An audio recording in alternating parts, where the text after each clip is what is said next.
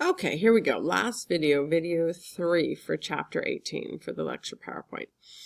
Okay, so what characteristics make an animal more likely to be an endangered species?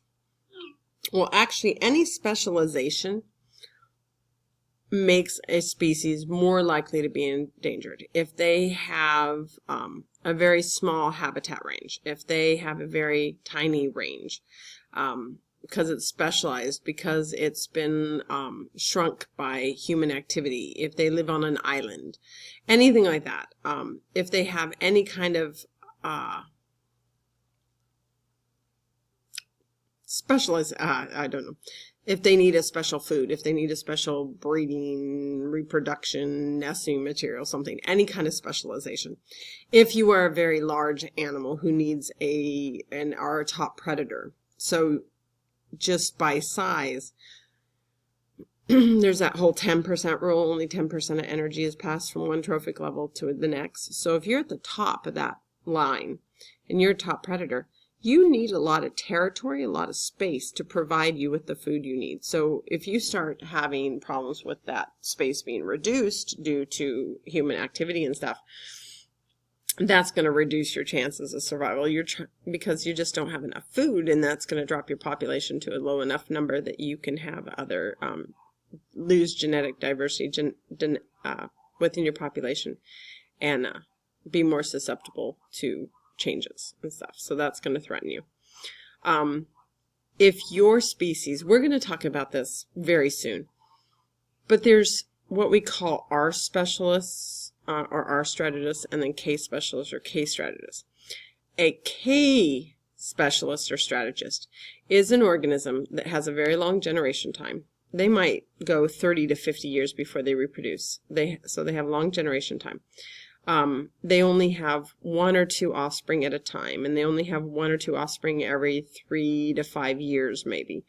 So they don't reproduce very well. So if they have if a species has a low reproductive rate or a very long generation time and that kind of thing, that can also make them very susceptible to extinction.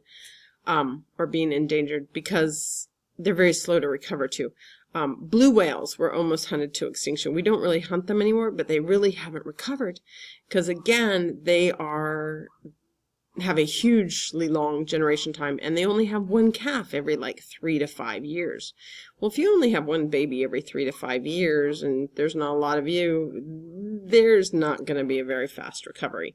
Where if you have, a rodent like a mouse who has, 10 babies every 60 days, you could recover. So any kind of slow reproduction, long generation time, those kind of things. And you'll see later on, those are case strategist things. So I'm throwing out a term you don't know yet, but you will very soon. Okay, so again, like I said, if the animal has any kind of specific needs, so things like your panda that only eat bamboo, they are much more likely to become extinct.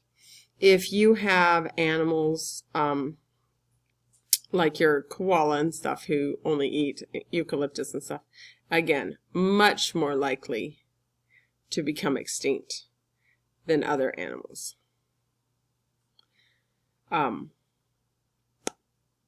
If you're a large-sized animal, you need more space for more food, like elephants and stuff, again, more likely to become extinct.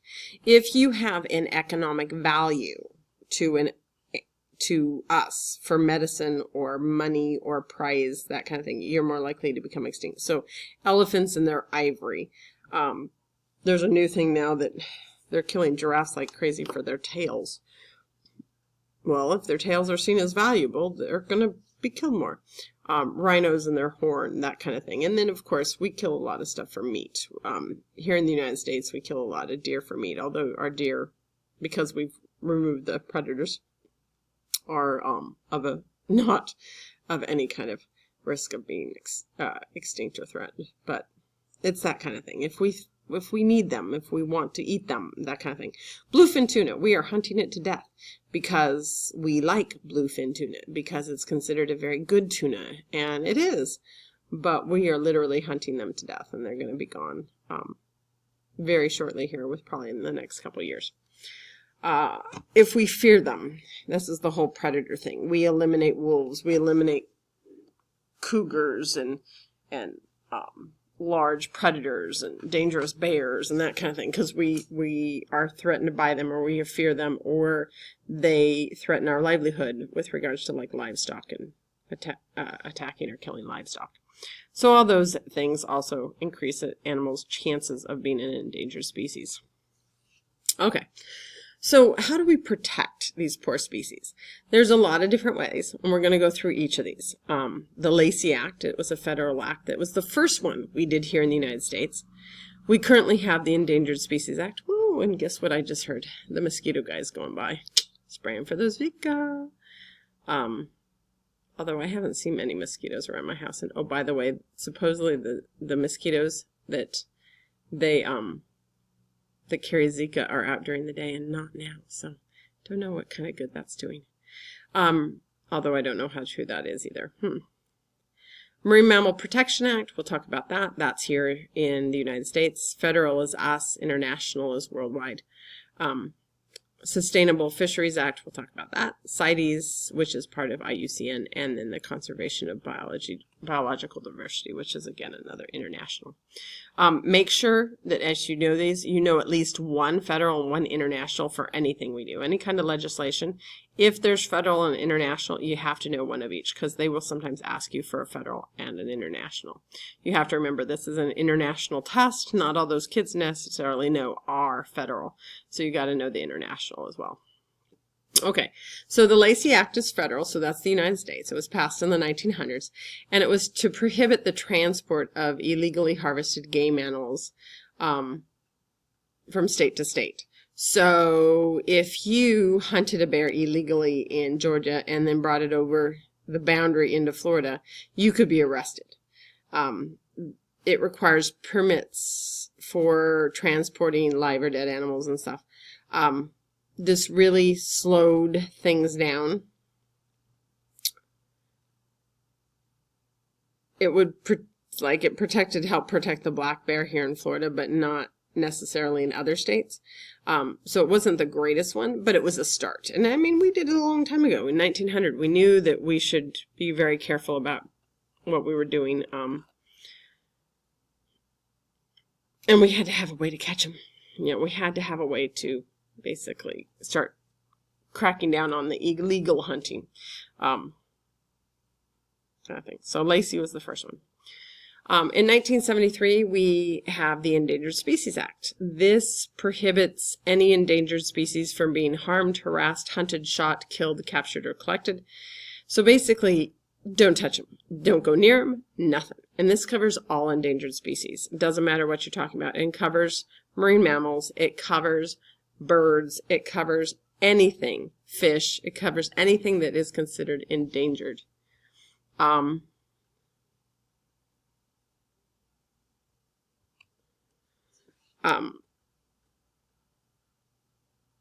So it's illegal to import, trade anything that's endangered anywhere from around the world. So if you go over to Africa and bring back something that's from an endangered animal, you're going to get in trouble.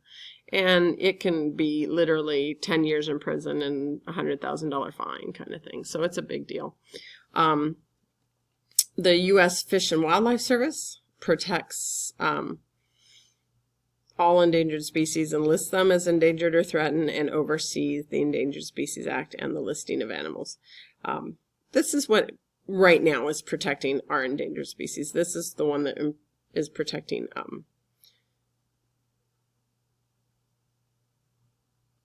everything, the condor and the whooping crane and all those kind of things. So this is the big one. This is the one that's important, right? Really, really enacted right now. The Endangered Species Act requires a recovery plan and protection of critical habitat for organisms. It costs about $150 million a year, which actually really isn't that much. It seems like a lot, but it's really, really not that much. Unfortunately, a lot of times we go after the charismatic species, the ones that are interesting, like Florida panther and the condor and stuff, and we forget about the little rodents and stuff that are also endangered. You know, nobody knows about the little key mouse down in the Florida Keys, but people know about the key deer and the Florida panther. So a lot of times you focus on the charismatic ones, even though maybe that's not what you should do. But yet, if you're protecting their habitat, you're protecting everybody's habitat, all the critters that are there.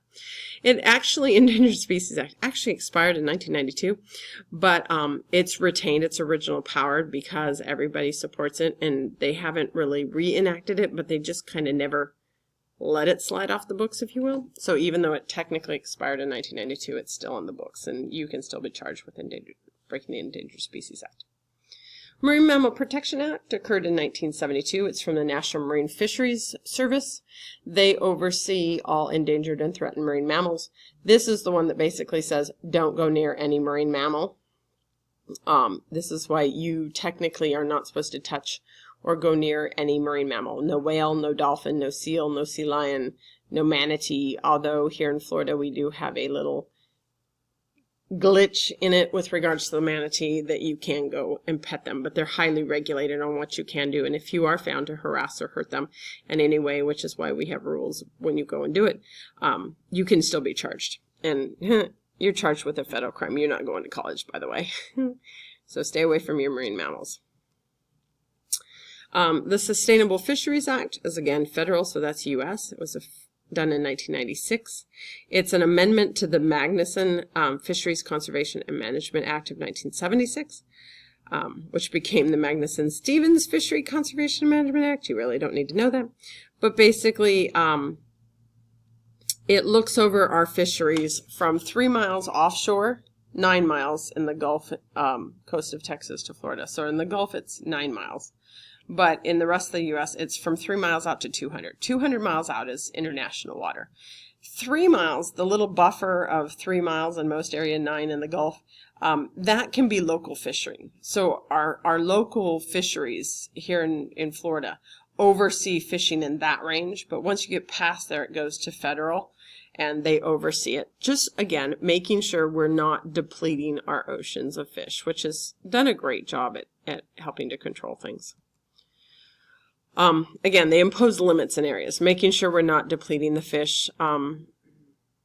The state can do that as well. Florida has done that on a few species, but out in that more federal waters, they oversee it, make sure that there's limits, and you can only take so much, again, in the process of just making sure we don't deplete our fisheries.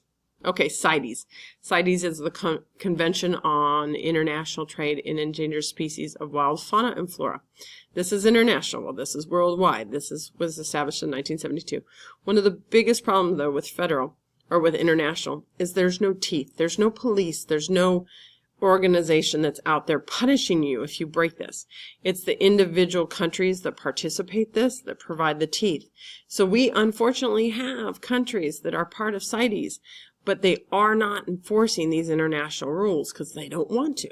And so we're having a huge problem in some ways. Their plan is to basically ensure that the trade of endangered species does not lead to extinction. So they ban hunting, capturing, and selling of endangered and threatened species so that there's less likely a chance of them becoming extinct. 175 different countries in the world actually participate in CITES, but not all of them, unfortunately, actually abide by things and protect the species. So it's kind of a tricky situation. CITES has appendix. This is how it ranks animals. If you're an Appendix 1 species, it means you're endangered and trade is prohibited. If you're Appendix 2 species, you're threatened and there's limited trade is allowed to be conducted. And if you're Appendix 3 species, you're protected in one country maybe, but CITES assists the regulation in other countries. So maybe in one country, maybe in one of the countries in Africa, you're endangered kind of thing, so you're regulated there, but your numbers are really good somewhere else, so they don't really oversee you. Again, it's 175 countries, but not all of them participate like they should. And some countries don't participate at all. Okay, Convention on, you do need to know CITES. You got to know CITES. Convention on biological and with regards to CITES, you just kind of need to know the generic one. Oops, I need to go. This really kind of sucks, but I got to go. Hang on. I'll be right back.